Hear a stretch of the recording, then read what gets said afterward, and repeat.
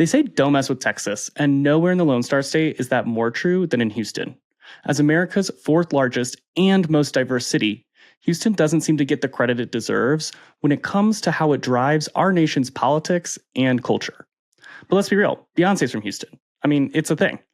The city has been dubbed the energy capital of the world, and with a median age of 34 years old, the Houston Metro is younger, stronger, and more resilient than most Americans want to give it credit for. That's why today we're going to talk about Texas. Welcome back to Participation Trophy, the podcast where we talk to millennial leaders to find out how the Participation Trophy generation is changing the world. I'm your host, Topher Williams. Now, there's no one who better represents the tenacity of Southeast Texas better than our guest today. As the youngest person and the first African-American elected to chair the Harris County Democratic Party, he built a groundbreaking program to drive voter turnout and engagement, which ultimately led to the first Democratic supermajority on the Harris County Commissioner's Court. Now he's taking his fight to Austin as he runs for a seat in the Texas State Legislature. Please welcome Odus Evbagharu. Hey, Odus.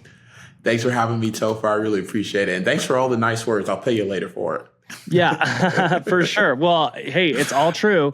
And I'm pretty pumped to have you on our guest. So, Odus, you are a small business owner and an organizer in Cypress, Texas, and recently announced that you're running for the Texas State Legislature.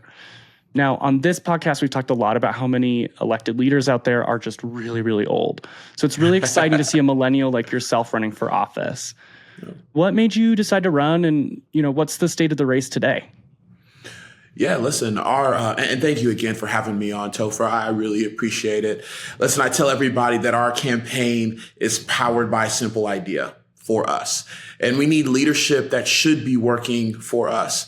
Listen, we live in a state where our public schools aren't fully funded, and I'm a proud product of our public schools. We live in a state that has the highest uninsured rate in the country. We live in a state where the minimum wage is still $7.25. We've got to make sure that that becomes a livable wage. We live in a state where mothers can't afford daycare, and government is still interfering in a woman's decisions when she's going to the doctor's office. And we're trying to build something here special in Texas. We're trying to build the future. We're trying to make it work for everyone. We're trying to make it for us. And so the reason I'm running is because this moment for me isn't about politics. It's about you and me. It's about people. It's about for us. Because every family, every child, every dream deserves a fair shot, an equitable shot.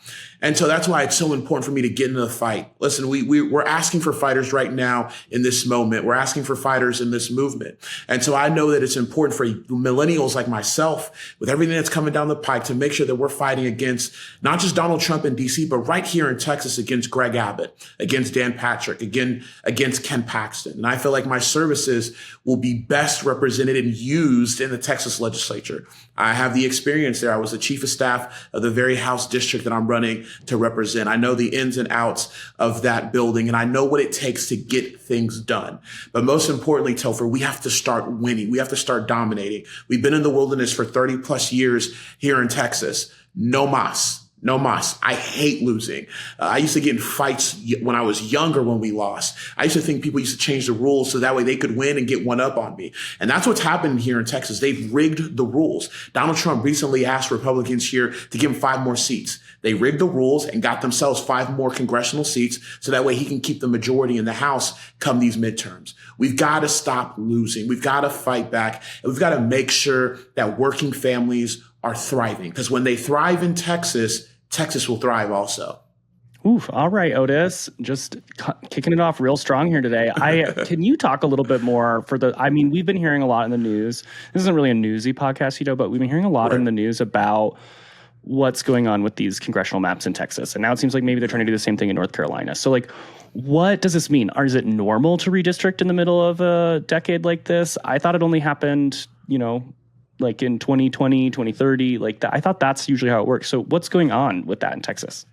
Yeah, Topher, it's crazy. It's wild, right? Every 10 years we take the census, and the census tells us, hey, either this state added more congressional seats or it is going to get congressional seats taken away. In Texas in 2020, we saw growth happen.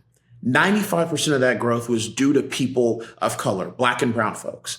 And instead of them to draw seats that were supposed to be representative of that, they drew 2 new seats and they were majority white.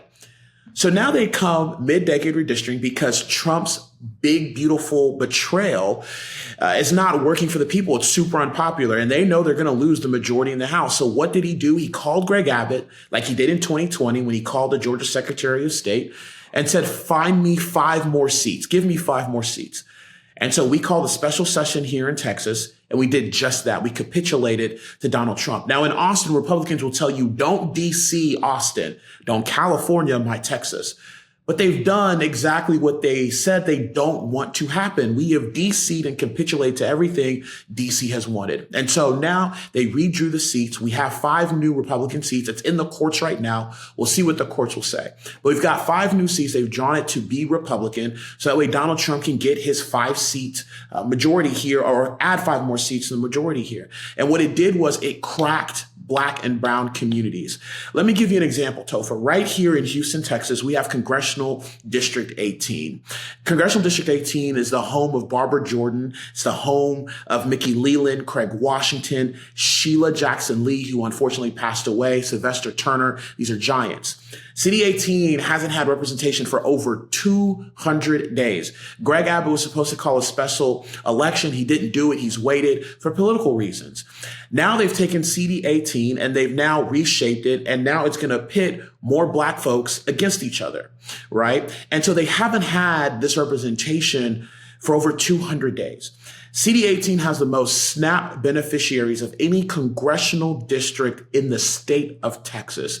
Topher, these people can't even be poor in peace because of the politics that's being played right here with Greg Abbott and Donald Trump. And so that's what you've seen with the redistricting efforts. That's why you had Gavin Newsom finally say, hey, enough is enough. We're going to play by your rules, Donald Trump. And this is why Gavin right now is really popular, because he took the rules that Donald Trump put forth and he's playing by them. And they had their own deal. Now it's going to be on the ballot in November, and hopefully we'll get new seats in California. But this is not what democracy is supposed to be like. We're not supposed to be having a race to the bottom. We're supposed to be racing to the top. And this is what leadership looks like when it's not thinking about democracy. It's not thinking about people. It's not thinking about us. And so that's why it's important to get in this fight. That's why we're in it. And, I got to give a special shout out to our Texas House Democratic Caucus here in Texas. They broke quorum for this very reason. They knew democracy was in trouble. They knew this was not right. They knew that it could not stand for this kind of cheating. And so it's been great to see what other states have been doing, finally playing by the rules that are set forth by Donald Trump. No longer putting one arm behind our back, but having both arms out and bringing a bazooka to the knife fight. And this is not to give you inflammatory rhetoric, but it's something that people our age and younger, and even some people like my parents' age, who finally says, hey, I love that woman, Jasmine Crockett. You want to know why? Because she speaks her mind and she also tells the truth and she's fighting. And so that's where we've got to get to and make sure that we're fighting back in the appropriate way and sometimes giving a disproportionate response. Yeah, absolutely. It seems like when we say don't mess with Texas, it seems like the one that's messing with Texas is Greg Abbott. Like, I'm not a Texan, right? So I don't feel like I have the right to tell Texans who's messing with them and who's not. But it just seems like if the governor of Texas is just going to do whatever Donald Trump says, that like he's the one messing with Texas. Trump is the one messing with Texas. Like, and it's up to Texans to stand up and make a difference. And here's the thing about Texans, and especially about Houston. I'd love to talk about this bit. Houston is an incredible city of immigrants. If folks listening have not been, it is the most diverse. We talked about this earlier. It's the most diverse city in the country. It's a dynamic city. There's excellent food in Houston. And, there really is. I've had some of the best meals of my life in Houston, Texas. And Odus, you have parents who immigrated to the Houston area, to the U.S., sure. And then you grew up in the Houston area. Sure. How did growing up in that incredible city, in that area, shape who you are today? Yeah, listen, it helped me because the work ethic that we have to have when you come here. My parents are Nigerian. I'm Nigerian, obviously. I was born in London, England. So we're all immigrants. And we've come here to this country where we've had to work really hard. And you can't leave any stone unturned.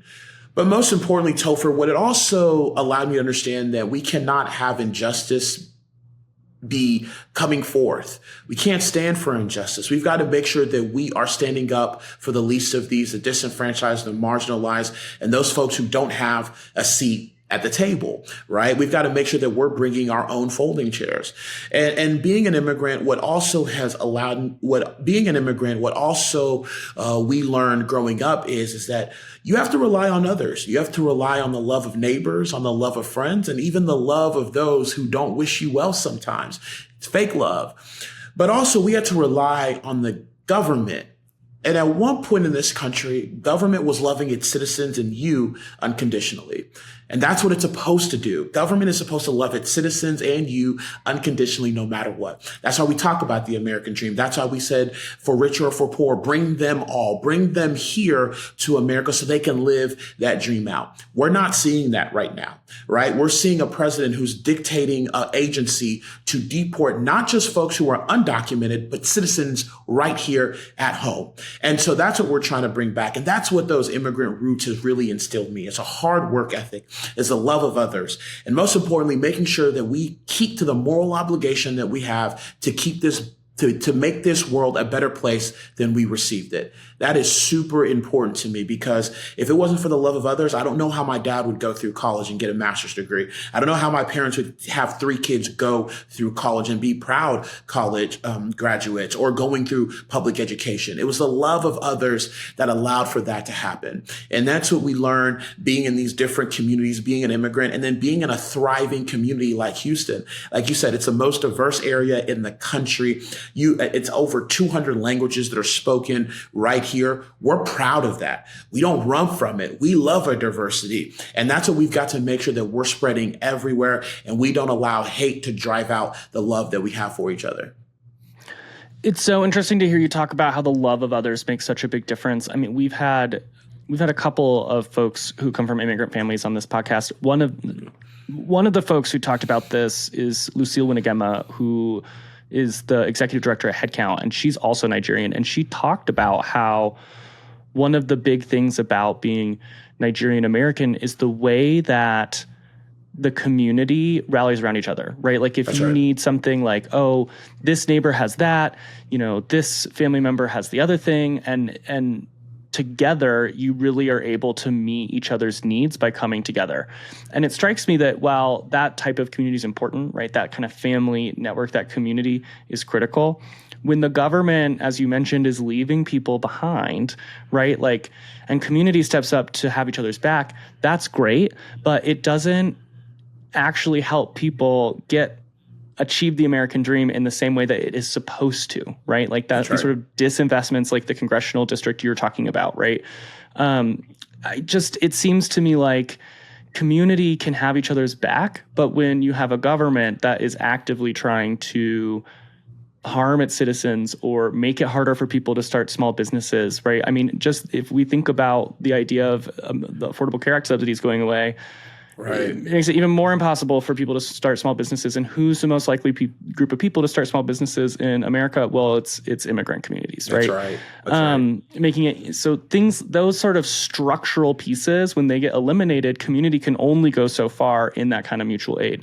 So I'm really appreciative that you touched on that, because I just think that that's something that we miss in this macro conversation about politics. You, Odus, have credited President Obama's election as a big part of what has inspired you to get into advocacy work. And you have shared a really fantastic story with me about playing him in a school debate. And I think our listeners deserve to hear it, because I didn't know that you were such an actor. Well, I was a theater kid in middle school and made some performing arts classes and stuff, and just couldn't do it because I was playing sports in high school as well too. So it occupied a lot of my time. But yeah, listen, Barack Obama was a big inspiration for me. Here's a man with big ears, a funny name like mine, and saying hope. Mm-hmm. Yes, we can. And also he's telling us, hey, listen, you can be more than what the stereotype is there for you as Black people, but especially Black men. We don't have to be entertainers. We don't have to be athletes. we can be doctors, we can be accountants. Most importantly, we can be the leader of the free world. And so I had the opportunity when I was in U.S. history. I was 2008. I was a junior in high school, and I was the only black kid in my K level, upper level, level 1 classes, we called them here in Houston. And of course, naturally, everyone's like, "Oh, you're going to play Barack Obama," and fine, whatever. I'm down for it because I was supporting him, just couldn't vote for him at the time. And in that class, I was able to be Barack Obama. And before we had the debate, this was Barack Obama versus John McCain, we were able to take a survey, and the class was split 14-14. I'll never forget it because the U.S. history teacher, the kind words that she had for me after this debate, because we had the debate, I went up against the person that was playing John McCain. We took the survey after the debate, and we won 24-4. And Ms. Gockel, and listen, I was kind of that annoying kid in high school, playing football, basketball, Student Government Association, National Honor Society, Spanish National Honor Society. I was in all of these things, right? You were They that tell you, kid. hey, yeah, I was that kid, because they tell you, hey, if you're going to go to college, you got to be as diverse as possible. And so, I was kind of Pied Piper, just like, hey, in anything leadership, I was there because my work ethic was really strong, but also I just knew that like, hey, in order to lead, you have to serve. And so I say all of this because we were able to get 24-4, and we had a really good debate. And Ms. Gockel, may her soul rest in peace, she pulled me aside and she said, hey, you can really be good at this. Like, there is something special about you in this that, like, when I was hearing you speak, I was marveling at this because, you're doing really well, and you were able to flip pretty much half the whole class and get a 24-4 win. And, I prepared myself, right? We've got to be ready to meet the moment. That's something that I've learned from my parents. Preparation, when it's there, you don't need luck. You can get blessings, you can get all of that. But when you're prepared, let the chips fall where they may, and you'll most likely end up on the good side of that. And so, and ever since that moment, I didn't really care too much about politics. And honestly, I never thought I was going to run for office. If I'm being honest, I was a journalism major because I wanted to travel the world and tell stories. My parents are Nigerian, and sometimes in this country, when we tell immigrant stories or we tell stories from other countries, we make them seem poor, desolate. But we're also the same countries that trade with them and go pillage all of their resources, right? So I wanted to travel and go do all of that. And then I started writing all these columns in school when I was an undergrad and was on a radio show and started giving my opinions, and people started listening and following and things like that. And so never really thought about the political landscape, to be honest with you. And then, that's all coming back to me, those situations. And honestly, Topher, if I'm being honest, that story, I kind of vaguely remember. The reason I actually remember is because when I started doing the political stuff and I was the chair of the party and whatever, former students and former classmates of mine would reach out to me via Facebook and Instagram. It was like, we knew you were always going to do this. You would always argue with everybody, and you were going to be in politics, and you just wanted to change the world. You just didn't know how you were going to do it. And they were telling me stories about being in that class as well, too. And I was like, man, it's funny, some of the things that you remember and what some of your other classmates remember about you growing up. So, here I am. It's a great inspiration for me. I'm a little different. I see the world in all color. I see the glass half full. When we think about things that inspire me, it's not what is fearing and what's hateful. It's what the love is. It's the expectation. It's the ambition, not the limitations. And so that's how I live my life. And so when Barack Obama in 2008 was running around the country, just energizing everybody, I was on board, and I knew I couldn't vote, but it was just something special because I could see myself in him. Because again, funny name, big ears, he's Kenyan. It was just a great time to just be in that moment, to be somewhat part of that movement. And then I ended up volunteering for his campaign in 2012. And you can really say the rest is history, moving down my undergrad career and just getting politically involved. When that teacher pulled you aside and said, hey, like, you really got something here, there's really something to you, was that the first time that a teacher like really told you, like, you have something special, like, you can go far, like, I want to encourage you to do that? No, I'll be honest. I think that one just resonated with me because it was just just in that moment, you hear things so many times, but then there's this like aha moment, and it's good for you. Honestly, what's funny, Topher, a couple of days ago, I just sat with my assistant principal from middle school, Aragon Middle School here in Cyprus. And she saw that I was running for office, and she's always kind of kept in touch. She's so proud of me, and we just ate dinner. And the reason why that relationship is so special is because when I was in 7th grade moving to the 8th grade, There was a new middle school that was built, and I was supposed to go to that middle school. And this woman called my parents and said, we do not want Odus to go. We want him to stay right here. And my dad was like, what? Because he couldn't believe like an assistant principal is calling his house. His kid's not in trouble. They're begging him to stay so he doesn't go to the other middle school that gets built that now we're zoned to. And I was fortunate enough to stay in that school for my 8th grade year and stay with all of my friends. And I say that story because, there's things like that that's happened in my life, and I'm incredibly humbled by it. It just gives me motivation to make these people proud. And she was telling me, she's like, I always knew you were going to be a star. Like, you just keep going. And I was like, I appreciate it, please. But I promise you, it's because of the people. It's the love that I have for people. It's the me wanting to unroot the injustice. Listen, I know that by the time I'm 6 feet under, this country's not going to be perfect. This one thing that the founding fathers got correct, right? When they wrote the founding words for this country, we're trying to strive to be a more perfect union.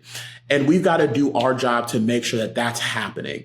Because if we're not, we're failing each other. We simply are. And we're failing the generation that's coming after us. It's not my job to gatekeep. It's not my job to hoard information in the networks I have. It's my job to take that and spread it, spread the good news. I'm big in my faith. Jesus tells us to do that. He tells us to spread the good news. And so that's what I live by, honestly, Topher. And so it's been good for me. It's humbling to hear some of the stories and people that have reached out when I was younger. But I challenge them as well too. Hey, it is our moral obligation to leave this world a better place than we received it. And I know I can go to bed at night knowing that I tried today to do that. I'm going to wake up tomorrow trying to do the same exact thing.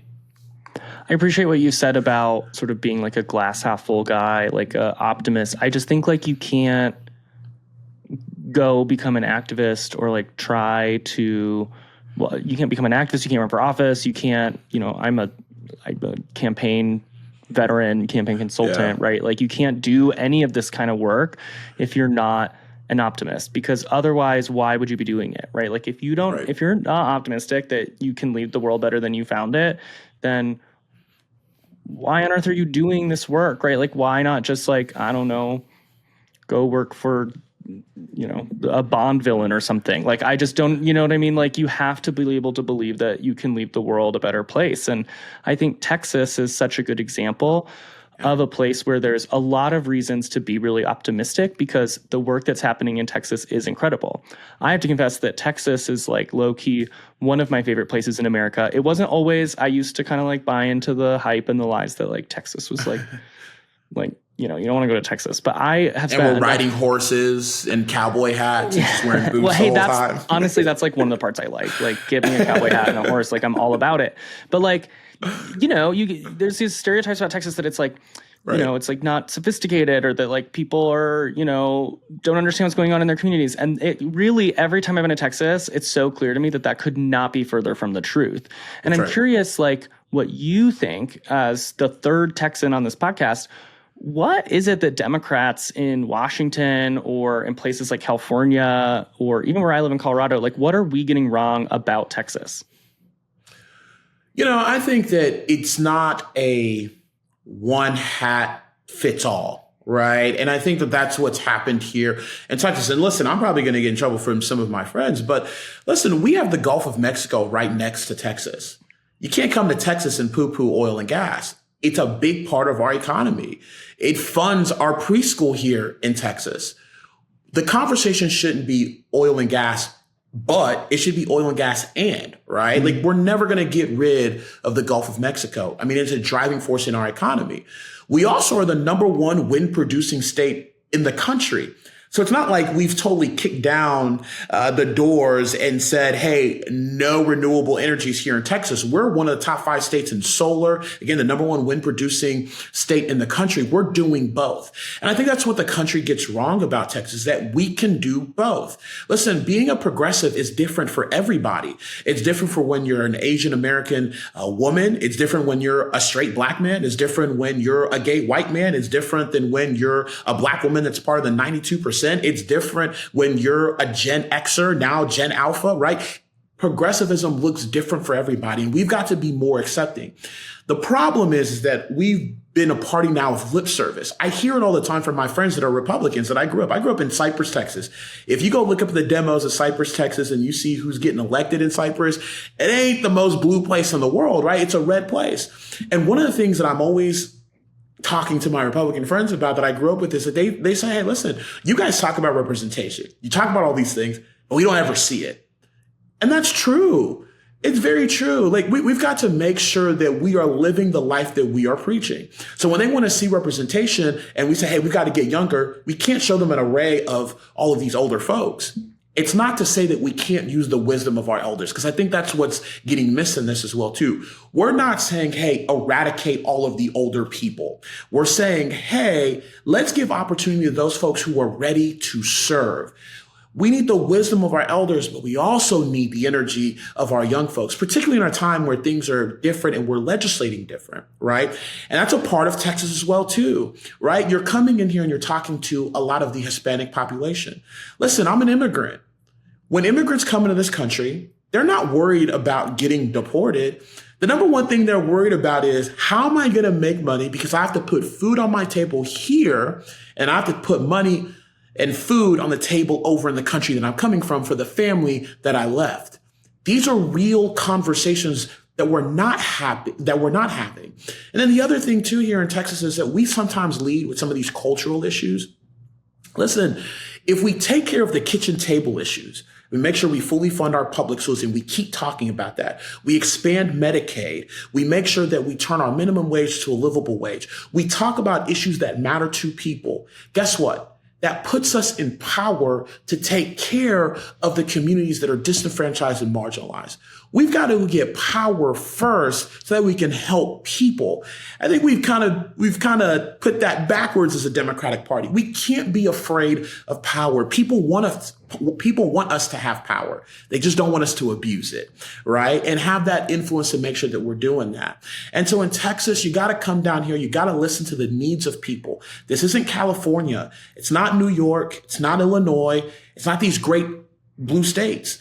It's a state that's full of fighters that wants to make sure that their economic needs are taken care of, that the education is there, that the Texas miracle stays the Texas miracle for immigrants that continually make up a big, large of the population here in Texas.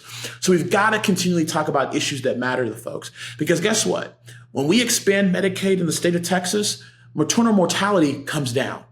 When you expand Medicaid in the state of Texas, gender affirming care is not an issue anymore. Mm-hmm. When you expand Medicaid in the state of Texas, we get $10 billion put into our economy, and now working families are thriving and rural hospitals aren't being shut down. When you talk about fully funding public education, that means Black and brown kids can read. When you fully fund public education, it means voucher scams that's supposed to be helping private schools and the non-Black and brown kids to read go away. Right? It all mirrors each other, but we've got to talk about these kitchen table issues first, and you got to do it in Texas. If you do it in Texas, people will start listening to you, and the collective will be strong enough to where we finally flip the state of Texas after being 30 years in the wilderness. I really appreciate that. I think a lot of the time progressives, like I feel like I see this a lot, where it's like, we say we're a big tent party, or like, you can come, like we really want to represent everyone, but actually it's only if you are fully evolved on all of these issues and you have all of the correct language that is like in English, gate kept by elites on the coast, right? Like that is like, you have to have all of that. You have to have a fully formed understanding of this complicated policy in order to actually be part of the progressive movement. Whereas on the right, you have folks being like, hey, you actually don't need any of that, right? You can just be curious and we would love to have you, right? And that is how we're seeing, men move right, how we're seeing Latinos move right, how we're seeing many demographics that have traditionally been part of the Democratic Party, of the progressive movement, move to the right, because they say, hey, like, if I am not fully evolved or not evolved, that's the wrong word, but like, if I'm not fully there on this issue that you care about, you're a problem, see you later. You know what I mean? Like, we're actually not very welcoming of people as a movement and as a party.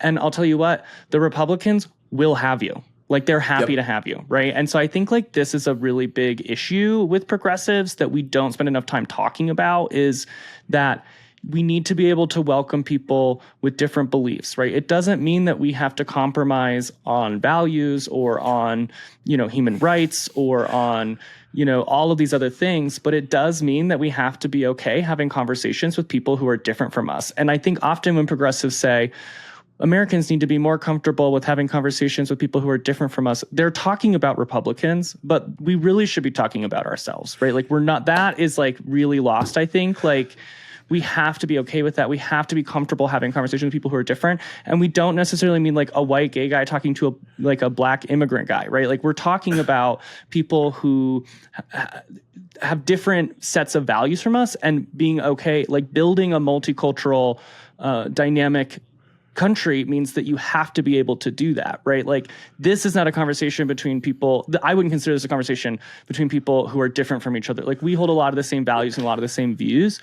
What we're talking about is people who maybe like are more focused on putting food on the table than talking about gender affirming care. And like, it's okay if people have questions. And like, I see so often these like lefty Instagram accounts be like, oh, Pete Buttigieg said that like this messed up thing about trans people, but then when you go watch the clip, it's like, hey, like, people are allowed to be confused and have questions and they want to understand. And like, we just are so quick to like cut people out of our movement.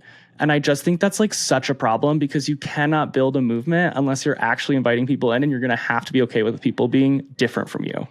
Topher, like, that's just my rant there. Topher, no, listen, it's like you've been running around with me here. The biggest thing that I've been on a kick on is about being uncomfortable. Democrats have to do a better job of being uncomfortable. Listen, if you're going to win, particularly, and I want to localize it to Texas, when you've lost for 30 straight years, there's no such thing as being comfortable. You have to be uncomfortable. Winners are uncomfortable. They are. Every book that I've read of anybody who's won at anything in life, and not just athletically, entertainment or in the boardroom or in, the classroom, they are uncomfortable. They are always constantly thinking about what is coming next. Who's the next prodigy coming? Who's the new next young gun coming, right? It's a place of uneasiness, because you've got to make sure that not just you win, but you maintain. You want to dominate. And it's things that we're running from the Democratic Party, and I just simply don't understand it. People are thirsting for leadership. There is none right now. There's none in the state of Texas. And in order for us to do that, my mom used to say this all the time: God gave you 2 ears and 1 mouth. You got to listen twice as much as you speak. And I think sometimes the Democratic Party, when we feel like someone isn't values aligned with us or isn't morally aligned with us, we have to just run over them. Listen, the average person is working 2 jobs to make ends meet here in Texas. Then they've got 3 kids, right? And one kid's playing sports, the other one's playing piano, and the other one's trying to figure out life. And in the midst of them working and trying to make ends meet, and they're sitting at their kitchen table and they're trying to figure out how they're going to pay bills, in what world do you think they have time to consume CNN, MSNBC, be on TikTok, Twitter, see the Facebook posts when they're trying to make ends meet? Yeah. We can't assume that people just know. It's our job to go educate them. It's our job not to just go meet people where they're at, go engage them where they're at. So that way they understand what we're saying. And that way they get the message that we're putting in there. But we have to be uncomfortable in doing that. We can't be comfortable in doing that, because it's odd to me, right?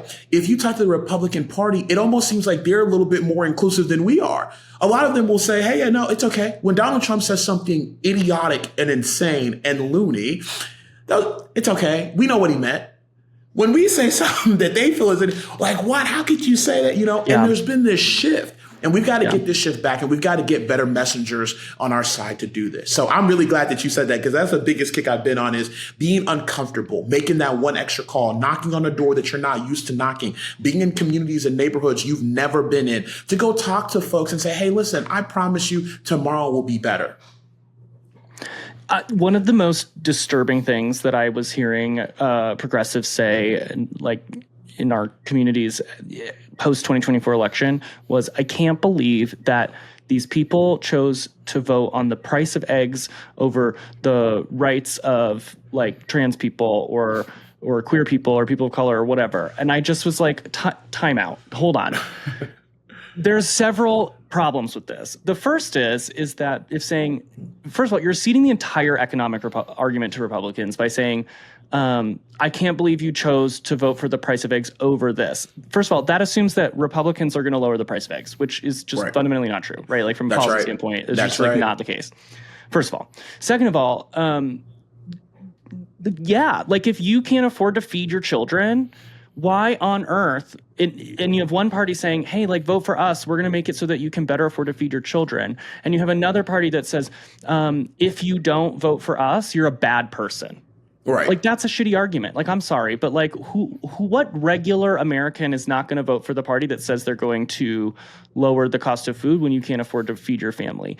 But like the problem is that these guys, right, the ones saying we're going to lower the cost of food, they're lying to you, right? And then the other side of, if you don't vote for us, you're a bad person. I mean, they are boring, lame, and no one wants to hang out with them, right? So like you have a situation where Americans are forced to choose between, this is why they say they don't like either option, or that like both options are bad, or both parties suck, right? Like it's not, and then progressives are confused by this. They're like, well, there's only one party that's actually fighting for human rights. And it's like, yeah, but then you shame people around, you know, not being where you're at on whatever issue, right? And so I just felt like that, like price of eggs over people's rights thing that people have been on about since the 2024 election is like so wrong for so many reasons. It just like drives me nuts. So I could talk about this all day, and I know you could too, but we have limited time on this podcast, and we have a fun game to play. Okay, Odus, are you ready? Let's do it. All right. So we're gonna ask you some rapid fire, this or that questions about Texas, and it's my favorite part of the podcast. So first up, Longhorns or Aggies? Cougars. I went to the University of Houston. Go Cougs. All right, go Cougs. You heard it here. Tex-Mex or barbecue? Barbecue. Barbecue. What do non-Texans like me need to know about Texas barbecue? It's delicious. Everything about it is delicious. And it doesn't have to do with just the sauces. It's just the way that things are pre-rubbed, roasted, just grilled. Everything about Texas barbecue is just amazing. It's just and the better. sides. The sides are great. Fried okra, mac and cheese, mashed potatoes. You name it. We do the whole thing, the whole nine. Oh, you're making me hungry. Okay, which we're going to get more hungry after this next one. Cajun seasoning or a classic Texas rub? Oof, Cajun seasoning. All right, fair enough. I mean, you are in Houston, so. All right, cowboy boots or a fresh pair of sneakers? Fresh pair of sneakers all day. All right, I'm a cowboy boots guy myself, but I do respect the sneakers. Okay, state fair or rodeo? Oh, rodeo, because Houston. I'm a Houston boy, so rodeo, but state fair is fun. All right, fair enough. I suspect you won't like this last question, but who is the better dinner guest, Ann Richards or Julian Castro? Ann Richards. Yeah. Ann Richards. That's fair. No offense to Mr. Castro. I mean, seems great. But Ann Richards is a legend. Last statewide we had. Well, not the last statewide, but one of the last statewides we had. Amazing. Okay, we finally made it to the most important question of this podcast, Odus. Did you get a participation trophy, and what was it for? No, I did not get a participation trophy. And actually, truth be told, my parents never believed in it. You know, hey, listen, you either win or you lose. And so I think, and that's a competitive nature in me, because the two words that we always lived by growing up, my brother and sister will tell you, is don't settle. So it made us super, super competitive. So no, I did not get a participation trophy, and our parents wouldn't allow for it. No participation trophies for Odus. Does that mean that you only got trophy? Like, did you get trophies for winning? Yes. So first, second, third. First, second, third. Okay. So what did you win? What trophies did you get for winning? Oh, basketball trophies, theater trophies, actually, when I was doing improv and just theater competitions that we were doing, football trophies, the whole nine. I mean, like playing sports, theater. That's pretty much it. I mean, we got a pretty good collection. And also too, My dad would kill me academically as well, too. The certifications for the honor rolls, the bumper stickers, all that. We consider those trophies as well, too. Obviously, a Letterman jacket for the times that I served playing football and basketball as well, too. So, we got trophies for winning or finishing, a high distinction as well, too. I think that's somewhat important. But ain't no participation trophies in the Evbagharu household. No. I love it. Well, it sounds like we have a winner in you. All right, Odus, where can people go online to follow you, to connect, to donate to the campaign, to volunteer, follow along on your journey? Where can they find you? Man, I love that. Thank you so much for the opportunity, Topher. Listen, if you believe in the vision that we have for Texas and you believe in the plan that we have for us, you can visit odusfortexas.com. That's ODUS for Texas, all spelled out.com. And then you can literally follow me on every social media platform. It's Odus Evbagharu, that on Instagram, Twitter, Facebook, TikTok, I'm all over. So that'll be Odus Evbagharu, all spelled out on all the social media platforms. And then again, odusfortexas.com, all spelled out. Amazing. All right. Well, Odus, thank you so much for being on the podcast today. I really appreciate you being here and for schooling us and making sure that we know a little bit more about Texas and the great people who live there. So thanks so much. Thank you so much, Topher. I appreciate it. Thank you so much for joining us for another episode of Participation Trophy. I'm your host, Topher Williams. Be sure to subscribe to our YouTube channel, Participation Trophy Podcast, and follow me on Instagram at @TophMcGof so you don't miss one single thing. Until next time, remember, it's up to us to make the world that we want to see. Bye!